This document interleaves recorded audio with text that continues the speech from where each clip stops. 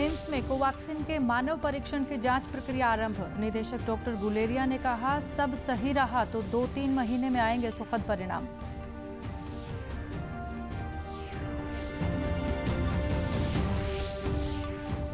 मुख्यमंत्री मनोहर लाल ने कहा, मेरा पानी मेरी विरासत में लक्ष्य से अधिक सफलता। 1,18,128 हेक्टेयर क्षेत्र में धान की बजाय अन्य फसलें उगाएंगे किसान।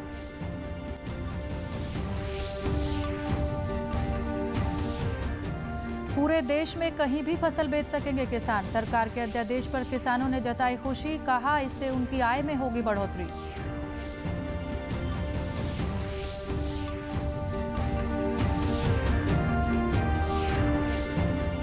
और राष्ट्रीय स्वयंसेवक संघ की पर्यावरण संरक्षण के लिए पहल, रसोई के गीले कचरे की खाद से घर में ही बनाएंगे बगिया। हर जिले में तैयार होंगे ऐसे 100 मॉडल घर। नमस्कार, मैं मंजू सिंधु और अब खबरें विस्तार से। एम्स में आज से कोविड-19 से लड़ने के लिए तैयार की गई वैक्सीन के मानव परीक्षण के जांच की प्रक्रिया आरंभ हो गई है। परीक्षण लगभग 100 लोगों पर किया जाएगा और इसमें 18 वर्ष से लेकर 55 वर्ष तक का व्यक्ति शामिल हो सकता है। प्रक्रिया में एक स्वस्थ व्यक्ति का ही चयन होगा। दूसरी शर्त यह भी है कि वो कोविड-19 से संक्रमित नहीं होना चाहिए। परीक्षण में दिल्ली एनसीआर के लोग ही शामिल हो सकते हैं। परीक्षण शुरू करने से पहले उनके लीवर की भी जांच होगी और वैक्सीन की 2 खुराक के बीच कम से कम 14 दिन का अंतर रखा जाएगा। आईसीएमआर के वैज्ञानिकों की देखरेख में ये परीक्षण होंगे और परीक्षण में भाग लेने वाले लोगों पर सजगता के साथ निगरानी भी रखी जाएगी। कोरोना की वैक्सीन ट्रायल में हिस्सा लेने के लिए 2000 से भी अधिक लोगों ने संपर्क किया है। जांच के बाद पहली बार में केवल 5 लोगों पर ही परीक्षण किया जाएगा। इसके बाद इसका दायरा बढ़ाया जाएगा। वहीं एम्स के निदेशक डॉक्टर रणदीप गुलेरिया ने एक प्रेस कॉन्फ्रेंस में कोवैक्सीन के ट्रायल के बारे में जानकारी दी। उन्होंने कहा कि सब सही रहा तो वैक्सीन ट्रायल के परिणाम 2-3 महीने में आ सकते हैं। खुद का वैक्सीन बनाना भारत के लिए बड़ी उपलब्धि होगी।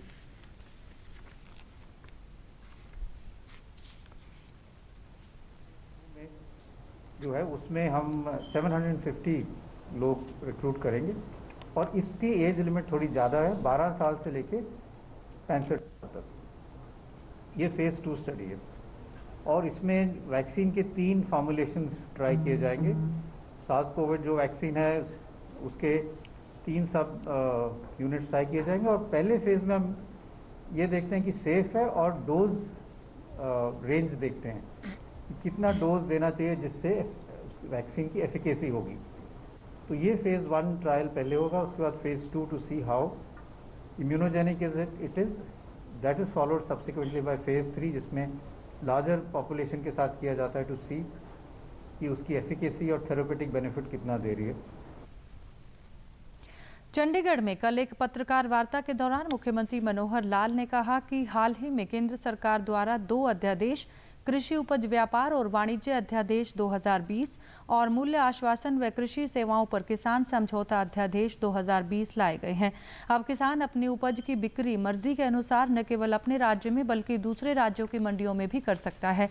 उन्होंने कहा कि किसान की आय वर्ष 2022 तक दोगुनी करने के प्रधानमंत्री नरेंद्र मोदी के लक्ष्य को प्राप्त करने के लिए ये कदम उठाए जा रहे हैं।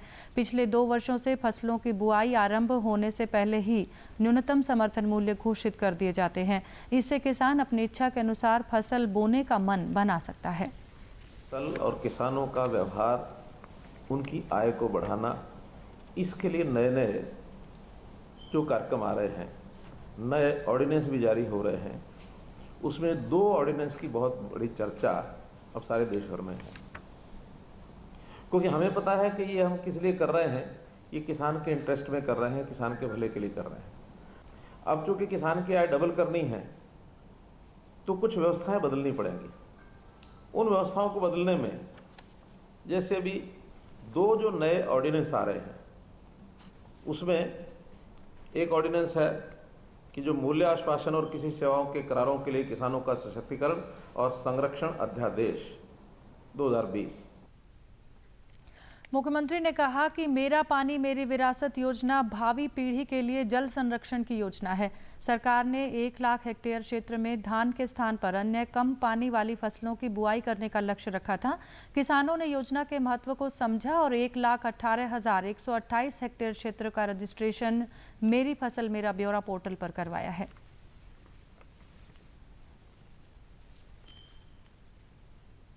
ही हमने उसके लिए टारगेट तय किया था 1 लाख हेक्टेयर ज़मीन पर इस बार हम धान न बोएं, ऐसी किसानों से अपील की थी। उसका डे टू डे रजिस्ट्रेशन जो हो रहा है, अब हालांकि बड़ा एक स्थायी फिर आगे हो गया है, अब आगे नहीं बढ़ने वाला।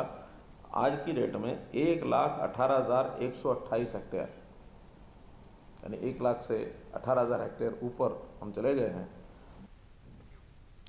मुख्यमंत्री ने कहा कि पिछले कुछ दिनों में कृषि नलकूपों के 13-14 हजार कनेक्शन जारी किए गए हैं। 10 हॉर्स पावर की मोटर किसान अपनी मर्जी से खरीद सकता है। उन्होंने कहा कि अगर किसानों ने बिजली निगमों के पास सिक्योरिटी जमा करवा दी है तो उसे ब्याज सहित लौटाया जाएगा।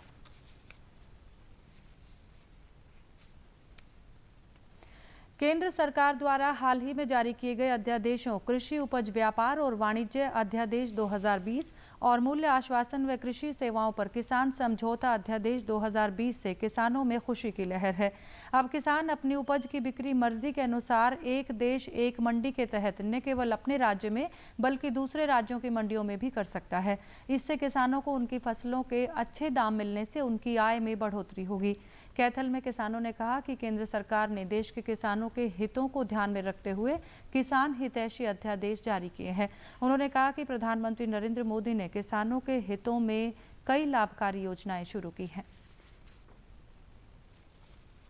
से मतलब किसान अपनी सब्जी अपनी मतलब हर प्रकार की मतलब जो भी फसल है, जो भी चाहे अनाज हो चाहे जीरी हो चाहे कोई भी फसल हो किसान की, वो पूरे हिंदुस्तान में अपने कहीं भी बेच सकता है। उसको सम्मानजनक जो भाव है वो मिलेंगे। मतलब जो है प्रधानमंत्री ने जारी किया है वो बहुत अच्छा है। हम अपना जो भी धान है या कोई फल फ्रूट है वो कहीं भी किसी मंडी में अपने उचित दामों से बेच सकते हैं। चाहता हूँ कि हम कहीं पर भाव लें, हमको अच्छे भाव मिलें तो हमारी बढ़िया प्रकृति आगे की ओर बढ़ेगी और फसल अलग अलग से तरीके से करेंगे और हम किसी के नीचे नहीं रहेंगे।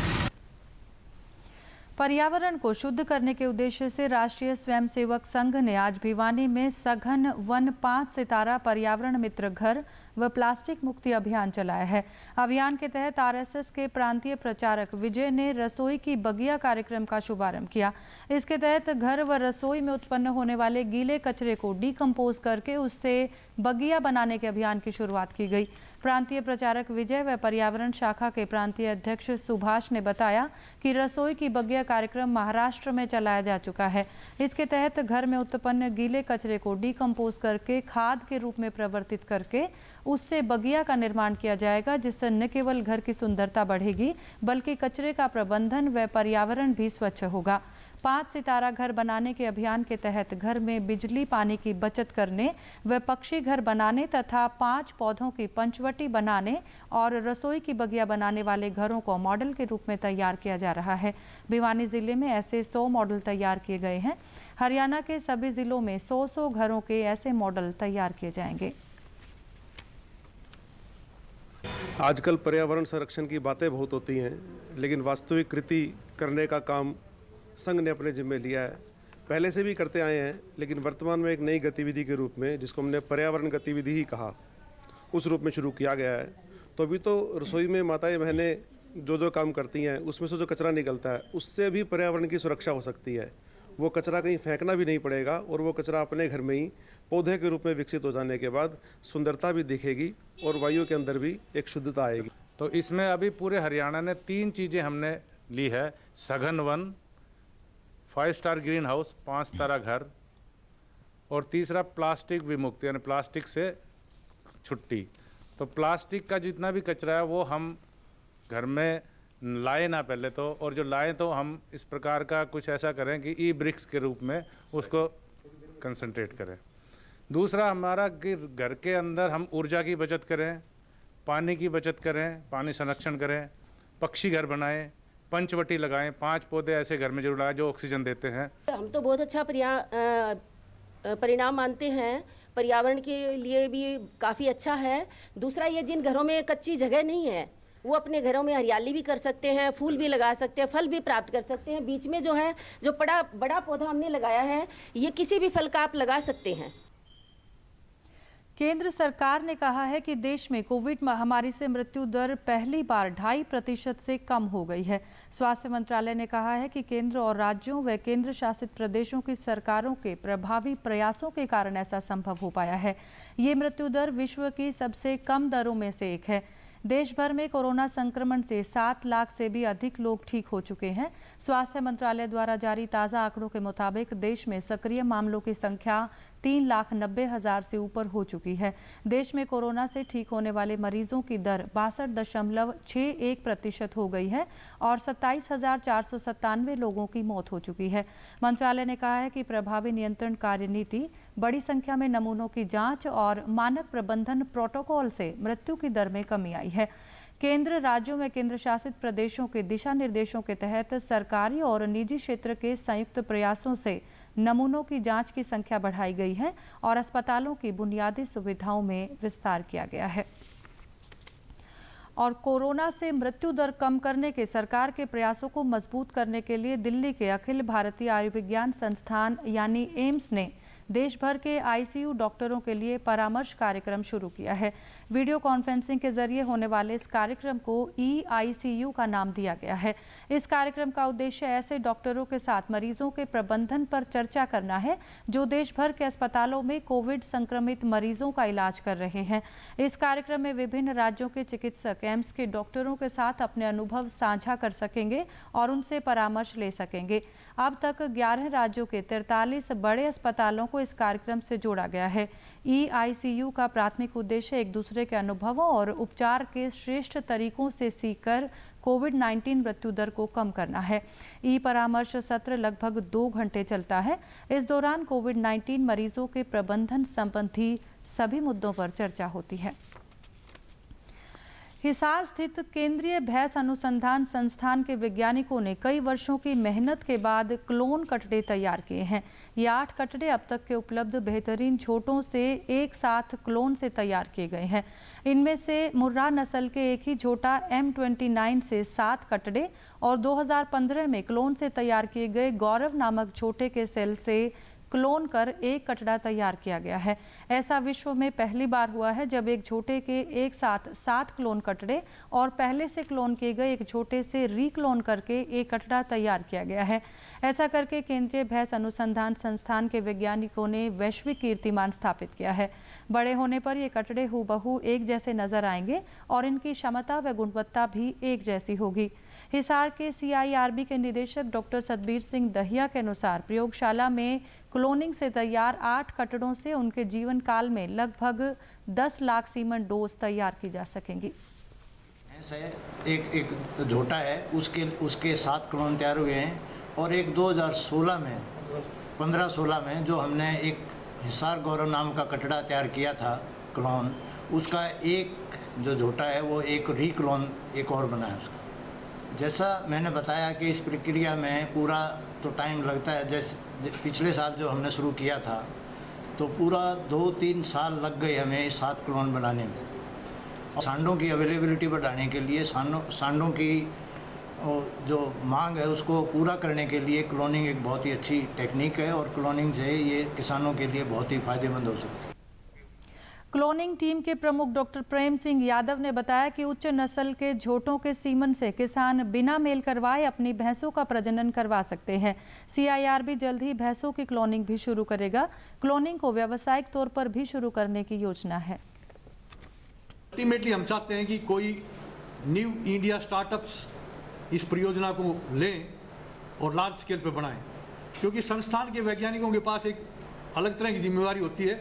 जो लार्ज स्केल प्रोडक्शन है वो किसी भी देश में किसी भी रिसर्च टीम जो लेबोरेटरीज हैं साइंस की वैज्ञानिक वो एक बड़ा करके दिखा सकते हैं कि इसकी फिजिबिलिटी है। बाद में जो टेक्नोलॉजी है वो हम कॉमर्शियल एंगल से जो भी इच्छुक हो उनको देने के इच्छुक हैं। केंद्र सरकार की किसान हितैषी नीतियों के प्रति जागरूकता के कारण देश में इस बार खरीफ फसलों में प्रधानमंत्री फसल बीमा योजना के तहत बड़े पैमाने पर नामांकन हुआ है। केंद्रीय कृषि एवं किसान कल्याण मंत्री नरेंद्र सिंह तोमर ने किसानों से फसलों का बीमा करवाने की अपील की है। सरकार ने इस योजना का सरलीकरण किया है। केंद्र सरकार ने उन सभी किसानों का नामांकन निःशुल्क कर दिया है जिन्हें केवल प्रीमियम राशि का भुगतान करने की आवश्यकता है। किसान खरीफ सीजन 2020 के लिए अनाज और तिलहन का 2% की बीमित राशि पर और वाणिज्यिक और बागवानी फसलों का न्यूनतम 5% की बीमित राशि पर बीमा करवा सकते हैं। बाकी की बीमित राशि पर केंद्र और राज्य सरकार द्वारा सब्सिडी दी जाएगी। प्रधानमंत्री फसल बीमा योजना फसल की बुआई से लेकर कटाई के बाद तक की पूरी फसल चक्र गतिविधियों के दौरान फसल के नुकसान के खिलाफ सुरक्षा सुनिश्चित करती है। इस योजना के तहत सूखा, बाढ़, भूस्खलन, बेमौसम बारिश, प्राकृतिक आग और खड़ी फसल के लिए चक्रवात के साथ साथ ओलावृष्टि से बचाव के लिए व्यापक जोखिम कवर की व्यवस्था है। सरकार ने योजना को सभी किसानों के लिए खरीफ सीजन 2020 से स्वैच्छिक कर दिया है।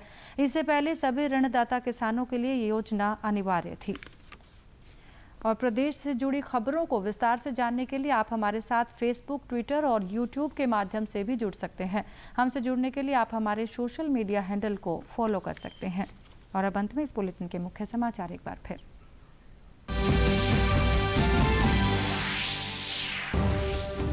एम्स में कोवैक्सीन के मानव परीक्षण की जांच प्रक्रिया आरंभ। निदेशक डॉक्टर गुलेरिया ने कहा, सब सही रहा तो 2-3 महीने में आएंगे सुखद परिणाम।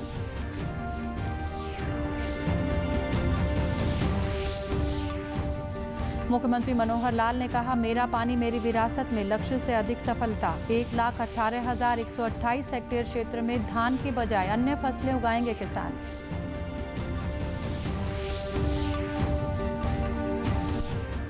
पूरे देश में कहीं भी फसल बेच सकेंगे किसान। सरकार के अध्यादेश पर किसानों ने जताई खुशी, कहा इससे उनकी आय में होगी बढ़ोतरी।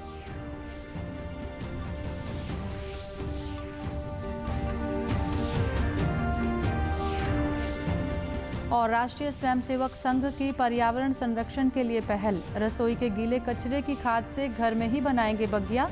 हर जिले में तैयार होंगे ऐसे 100 मॉडल घर।